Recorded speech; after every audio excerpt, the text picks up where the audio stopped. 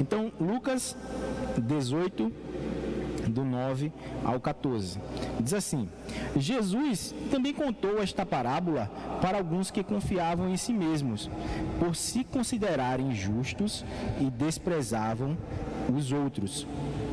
2 homens foram ao templo para orar. Um era fariseu e o outro era publicano. O fariseu ficou em pé e orava de si para si mesmo desta forma: Ó Deus, graças te dou porque não sou como os demais homens, roubadores, injustos e adúlteros, nem ainda como este publicano. Jejuo 2 vezes por semana e dou o dízimo de tudo o que ganho. O publicano, estando em pé, longe, nem mesmo ousava levantar os olhos para o céu, mas batia no peito dizendo: Ó Deus, tem pena de mim, que sou pecador. Digo a vocês que este desceu justificado para a sua casa, e não aquele. Porque todo o que se exalta será humilhado, mas o que se humilha será exaltado. Eu quero sublinhar aqui essa breve oração do publicano, quando ele diz: ó Deus, tem pena de mim, que sou pecador.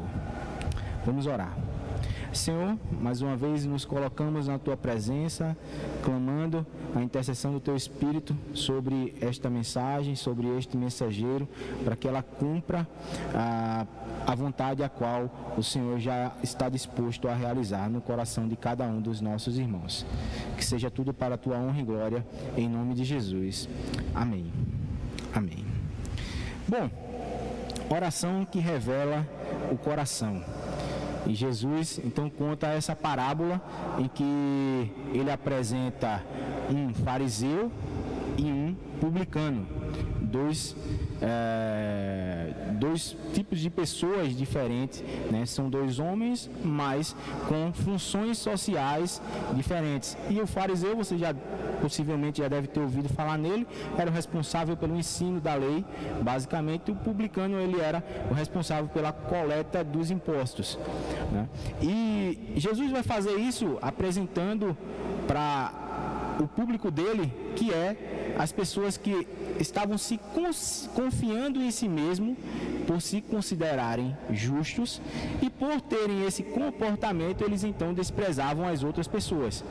E é muito interessante que essas pessoas que confiam em si mesmos, elas tendem a sempre querer ser mais justos, porque ela tem uma confiança exagerada a respeito dela mesma, ela tem um orgulho elevado a respeito dela mesma, ela tem uma estima exagerada a respeito dela mesma, e ela vai então achar que a justiça, ou que os seus bons atos, aparentemente bons atos, são suficientes para torná-los justos, né? E a gente pode ver muito desses exemplos ainda hoje, quando as pessoas elas fazem boas ações e começam a anunciar a todos os lugares. Elas começam a mostrar isso de forma, olha, tá vendo aqui, basicamente a gente vê isso muito no tempo de eleição. Então a gente está perto de ver, começar, olha, eu fiz isso, olha, eu fiz aquilo, olha, eu fiz aquilo outro, e começa então ali, olha, eu sou digno do seu voto, eu sou digno da sua confiança, porque eu fiz isso, eu fui justo, eu cumpri com o que eu falei que ia fazer, eu cumpri o que eu falei há 2 ou 4 anos atrás. E a verdade é que essas pessoas, elas têm um pequeno problema. Elas confiam em si mesmas e elas esquecem que não são capazes de sustentar essa justificativa, porque elas são corruptas também, né? A corrupção pelo pecado que atingiu toda a humanidade e atinge inclusive quem se acha justo. E eles também têm uma outra atitude. Por se acharem justos, eles começam a desprezar as outras pessoas. Isso é simples. Porque se eu sou justo, quem não for justo não anda comigo. Agora imagine se Jesus, o Filho de Deus, que é justo e santo, agisse dessa forma. Por se considerar justo, Jesus não andaria com os pecadores.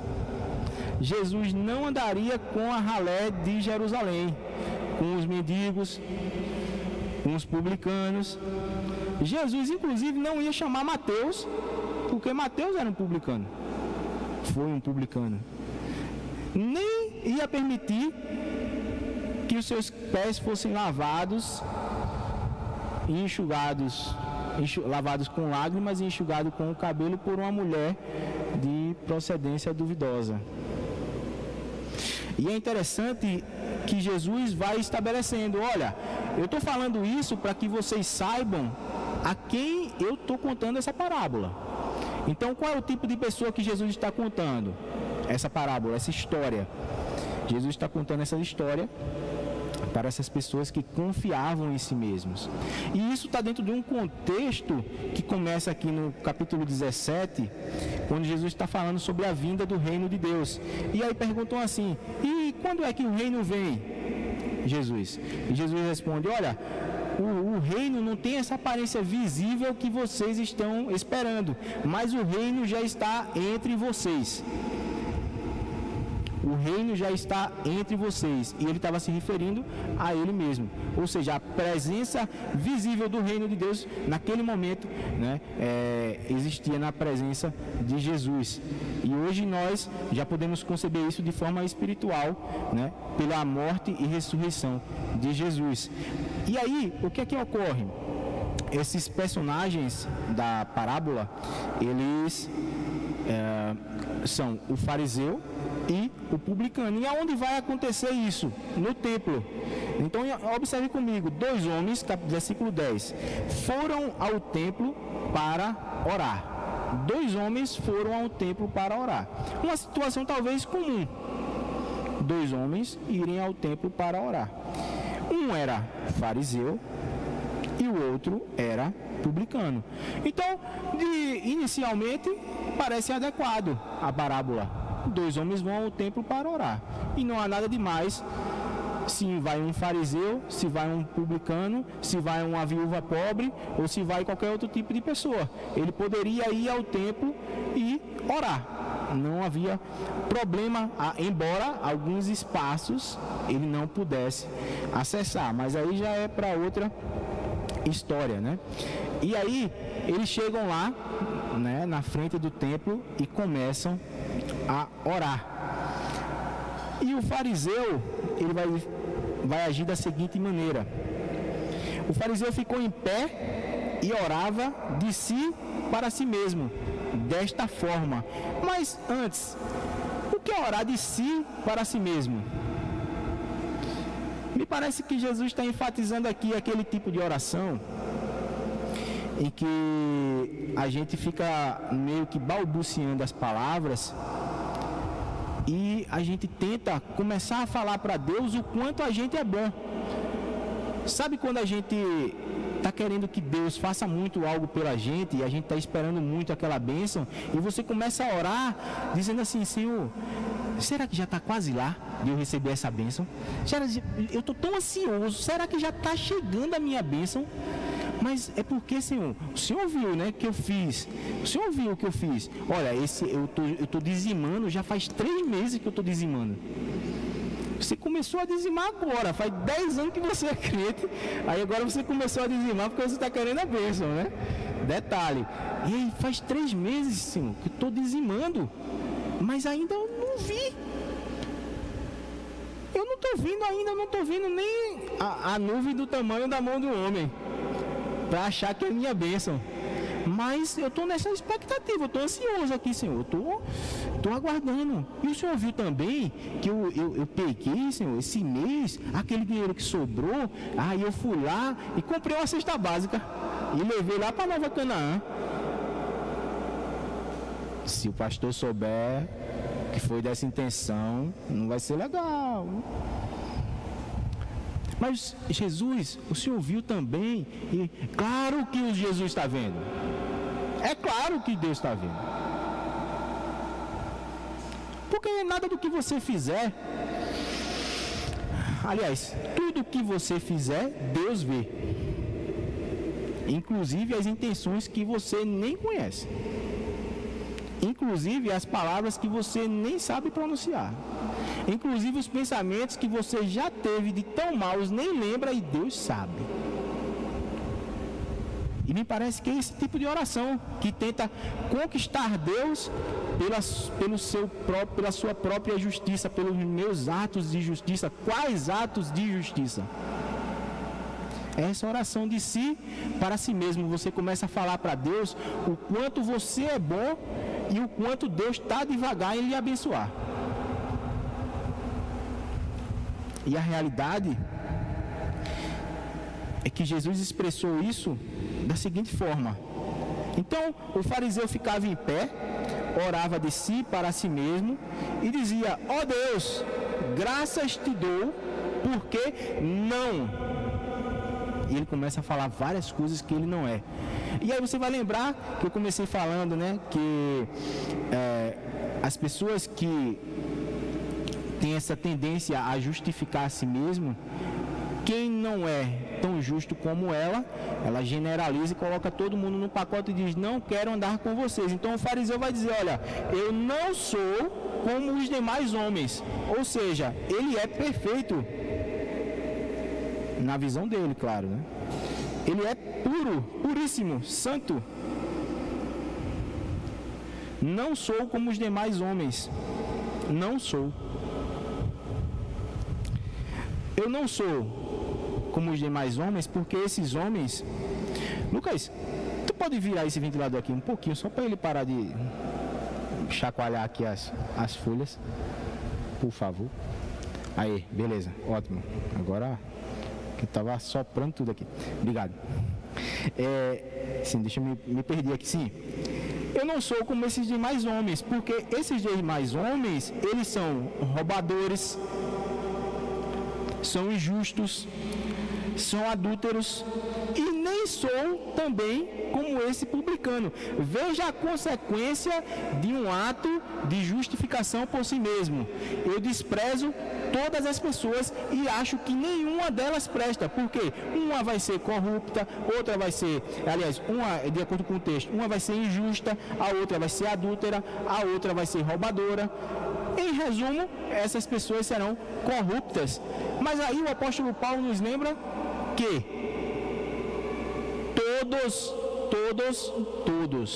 todas as pessoas pecaram e estão longe da glória de Deus. Estão afastados de Deus. Então, de alguma forma, essas palavras do fariseu indicam uma certa verdade. De fato, as pessoas, elas podem ter essas características. O problema está em ele se achar melhor do que elas, porque ele não é. E quem pensa assim, que é melhor, porque possui uma intelectualidade melhor, porque possui um emprego melhor, porque possui um carro melhor, porque dá o maior dízimo, também está errado. Então, nesse sentido, que tipo de oração o seu coração está revelando? É o coração do religioso, do fariseu, que atrai para ele mesmo a justiça, que ora por ele mesmo e para ele mesmo e somente para ele? O fariseu, ele acaba que anda sozinho, ele não tem ninguém, ele vive eternamente solitário, porque o desprezo que ele dá a todo mundo causa para ele essa solidão. E Jesus continua falando que também o fariseu dizia o seguinte: além disso tudo, eu jejuo 2 vezes por semana, dou o dízimo de tudo que ganho. São aspectos espirituais e aspectos sociais. Olha, Senhor, tá vendo essa galera aqui? Eu sou melhor do que eles, tanto no aspecto social como no aspecto espiritual. Eu sou o cara. O fariseu está dizendo isso, né? Para Jesus, para Deus na oração, né? Eu sou perfeito. Eu sou maravilhoso, Deus. E por isso, por eu ser maravilhoso, o Senhor tem que me abençoar. é uma barganha com Deus por outro meio. Aliás, é até uma extensão da barganha, né? É uma extensão da teologia da prosperidade aí para outras áreas, né? Você acaba colocando outras pessoas. Na verdade, é um desdobramento muito maior, né? Porque você nem é cauda, nem é cabeça. Você merece tudo que vem de Deus, tudo que vem do melhor. Não! O que você merece, o que você merecia, era estar morto, porque você não crê em Deus, você não confia em Jesus, você não alcançou ainda a salvação. E o que você precisa fazer é se encontrar com Jesus de maneira definitiva e proclamar que Jesus é o Salvador da sua vida. Se com a tua boca confessares e com o teu coração creres, você será salvo.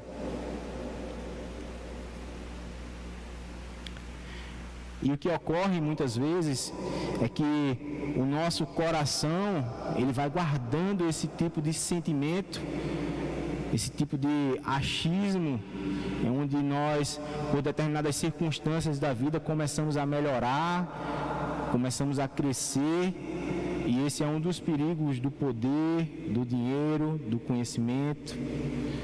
Que se esse poder, se esse conhecimento, se essa riqueza não for submissa à vontade de Deus, você vai tender a esse legalismo, independente se ele vai ser espiritual, moral, qualquer que seja a área, você vai tender a esse legalismo, você vai tender a esse orgulho exagerado, e o seu coração vai condenar você em algum momento. O seu coração e a sua mente serão confrontados por isso. Então, a nossa atitude precisa ser semelhante a desse publicano, em alguma medida. Porque o modo de vida do publicano era odiado na época de Jesus. Então, não dá para a gente dizer que, olha, vamos imitar o publicano porque ele é perfeito. Não, Jesus não está falando de pessoas perfeitas, porque ambos precisavam da salvação, tanto o fariseu como o publicano. E olha, ambos estavam no templo, ambos estavam orando, ambos estavam em pé diante de Deus, naquele cenário em que Jesus fala. E ambos estavam precisando de Jesus. E me parece que Jesus está colocando também que a oração, o mais importante da oração, não é a quantidade de palavras que você vai falar, desde que essas palavras revelem como o seu coração está. Se essa oração for curta, semelhante à do publicano, mas o suficiente para dizer que você é pecador e que precisa da misericórdia de Deus, então essa oração já alcançou o que ela precisa. Porque se a gente começar a orar sem reconhecer o nosso próprio pecado, qual é o tipo de relacionamento que a gente vai querer estabelecer com Deus? Qual é o tipo de relacionamento que a gente vai querer estabelecer com as pessoas? Então, Jesus passa a falar do publicano e diz para a gente: o publicano, estando em pé, longe, nem mesmo ousava levantar os olhos para o céu. O publicano não foi até a frente do templo para chamar a atenção. Ele não foi até a frente do templo para causar uma boa impressão, uma impressão de uma espiritualidade, como se a espiritualidade e a oração fossem perceptíveis quando a gente ora aqui no domingo. Não, a verdadeira oração provavelmente é a que você faz sozinho, no seu quarto, que é a orientação de Jesus. E você pode, é claro, não estou dizendo que você não ora com sinceridade aqui na igreja, mas eu estou falando que se aqui é o seu único local de oração sincera, você precisa rever o seu conceito durante a semana, porque você passa muito mais tempo fora da igreja do que dentro da igreja. Igreja prédio, né? Tô falando. Então, o publicano, ele vai até a frente do templo também, fica a certa distância do templo e ora. Mas ele não levanta a sua cabeça assim, em direção ao céu, clamando desesperadamente ou clamando de uma forma a chamar a atenção. Ele vai bater no peito. É uma atitude de reconhecimento de falta de dignidade, semelhante àquelas atitudes do Antigo Testamento, quando você lê, e aí você vai lembrar quando diz que tal pessoa se vestiu de pano de saco, jogou cinzas. É uma atitude semelhante, só que nos tempos de Jesus. É uma atitude de quebrantamento, de reconhecimento da própria condição de pecador. E ele vai bater no peito e vai dizer: Deus, tem misericórdia de mim, que sou pecador. Esses dias eu estava lendo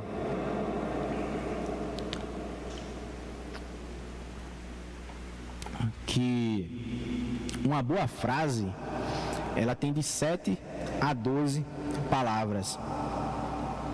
Aqui o publicano, ele diz 3, 5, 6 palavras.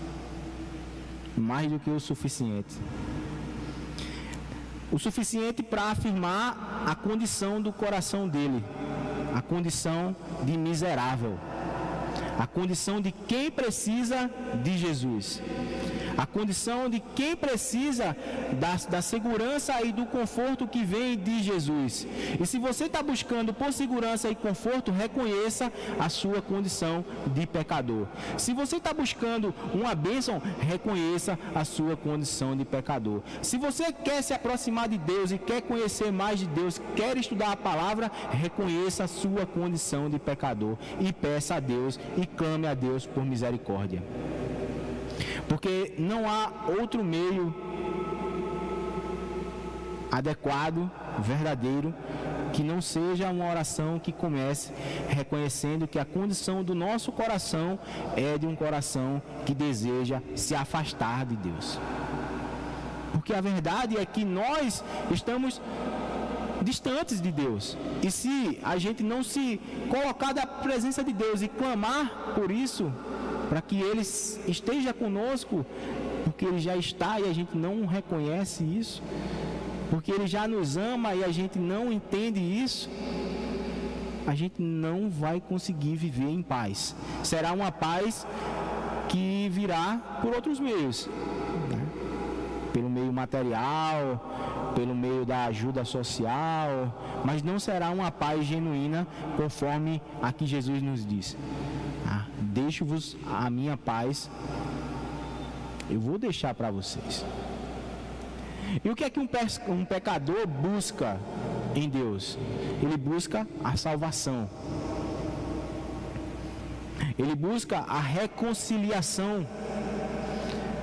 E o que é que uma pessoa reconciliada com Deus, qual o impacto que ela tem nas pessoas que estão ao redor dela?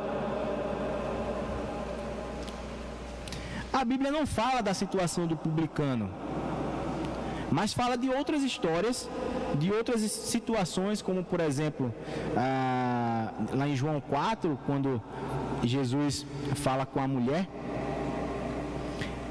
Após a salvação daquela mulher, após ela reconhecer que Jesus era Deus, ela vai até o vilarejo dela e conta tudo quanto ele disse.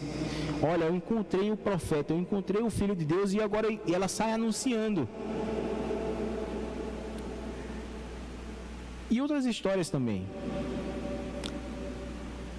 Uma vida impactada pelo reconhecimento de que se é pecador, ou seja, quando eu reconheço que sou pecador, encontro em Jesus a salvação, eu consigo modificar e ajudar as pessoas que estão ao meu entorno para que também conheçam Jesus, para que também conheçam essa salvação, para que também possam dizer: Senhor, misericórdia, porque eu sou pecador. E talvez essa seja a maior bênção que a gente pode ajudar as pessoas a reconhecer. É reconhecer a condição de pecador que elas têm e que elas precisam de Deus. As outras coisas que a gente puder fazer será um benefício a mais, será um plus, será algo a mais. Mas se a gente conseguir apresentar Jesus a elas e ajudá-las a tomar uma decisão sincera para a vida delas, é algo maravilhoso. Ocorre uma festa no céu. E aí Jesus conclui, e eu já estou caminhando também para concluir, versículo 14, Jesus diz que: digo a vocês que este, ou seja, o publicano, desceu justificado para a sua casa e não aquele. Porque todo o que se exalta será humilhado, mas o que se humilha será exaltado. E Paulo, vou retomar uma ideia de Paulo aqui que eu já comentei, no versículo 24 do capítulo 3 de Romanos, Paulo vai dizer o seguinte: sendo justificados gratuitamente por sua graça, pela graça de Deus, mediante a redenção que há em Cristo Jesus. Então, quando Jesus fala aqui que esse publicano alcançou que desceu para sua casa justificado, ou seja, ele alcançou a justificação, ele está dizendo que esse publicano recebeu gratuitamente, pela graça de Deus, a redenção que há em Jesus. Ou seja, ele renasceu naquele momento. Renasceu para uma nova vida, renasceu para uma vida de novas possibilidades, renasceu para uma vida de novas perspectivas. Por quê? Porque ele colocou o seu coração na presença de Deus. E aquilo que estava latente no seu coração, ele entregou a Deus em forma de oração. E dessa forma eu quero incentivar também você a orar com esse mesmo pensamento que a gente acabou de refletir. Então, clame a Deus para que o reino dele venha sobre nós, venha para nós de forma definitiva. Maranata, a hora vem, Senhor Jesus. Clame. Esse será o dia glorioso da história da humanidade, o dia em que nosso Jesus voltar. E eu creio nisso. E eu quero que você também tenha essa mesma certeza de que Jesus vai voltar. Então, clame a Deus por isso. Clame a Deus pelo seu pecado, para que Deus tenha misericórdia. Reconheça as suas necessidades físicas, espirituais, intelectuais diante de Deus. Não comente por aí com qualquer pessoa: olha, eu estou passando essa dificuldade. Não, oração. O pastor já nos falou de vários tipos de oração, né? Tem nos falado a oração da espera, a oração em secreto, que a recompensa também é secreta. Enfim, oração. Oração é o caminho adequado. Lembre-se que a salvação é por meio da graça e que nada do que você fizer vai mudar o amor que Deus sente por você. Nem vai aumentar, nem vai diminuir. Então, quando você se sentir muito pecador, ore a Deus, pedindo misericórdia. Mas quando você se sentir também muito perfeito, ore a Deus para que Ele mostre que você é pecador. Porque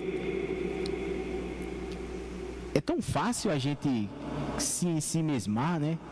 É tão fácil, é tão simples. Às vezes é uma bênção só que Deus nos dá e a gente já começa a achar que a gente tá demais, que a gente tá ótimo, que a gente tá perfeito. Cheguei no nível, Jesus, ó. Alcancei. Não, meu irmão. Então ore pedindo essa bênção de Deus.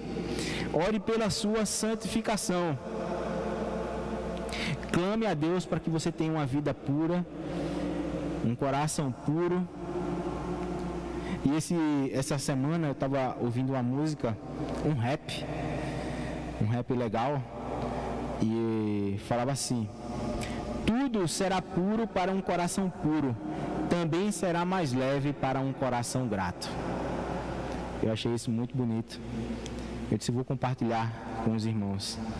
E nesse sentido de pureza, que inclusive o contexto da parábola, ele é precedido pela vinda do reino de Deus, fala dessas situações em que as pessoas têm essas atitudes iníquas, e o contexto posterior da parábola vai exatamente localizar Jesus e as crianças, para mostrar essa pureza do coração das crianças, né? Então, tudo será puro para um coração puro, será também mais leve para um coração grato. E Luquinhas, Luquinhas é meu filho, caso você não saiba, ele teve uma atitude muito pura de uma criança. Essa noite passada eu falei para ele assim, olha, eu vou dormir aí no teu quarto. Eu vou pegar um colchão, vou colocar aí na cama e eu vou dormir aí contigo, do teu lado. Aí ele fez, papai, tá certo, poxa, muito bom. Eu disse, quando for 9 horas em ponto, a gente deita. E aí eu deitei, estava cansado e dormi, né? Sei que determinada hora da madrugada eu me acordei com ele se movimentando pela cama e ele disse, papai, eu fui lá no quarto e eu peguei o teu celular, porque tu tinha esquecido lá, e eu coloquei ele aí do lado da tua cabeça para tu não perder a hora. Eu achei aquilo de uma pureza tão grande, mas eu estava com tanto sono que eu fui dormir de novo. Mas aí quando eu me acordei, para minha surpresa, além do celular, ele colocou um bilhete, dizendo, papai, peguei seu celular para você não perder a hora. Só um coração puro pode fazer isso. Só um coração que não conhece as maneiras de pecar, que nós adultos já conhecemos, pode fazer isso. Que Deus te ajude a revelar na sua oração as necessidades do seu coração, clamando para que o seu coração seja um coração puro. Amém?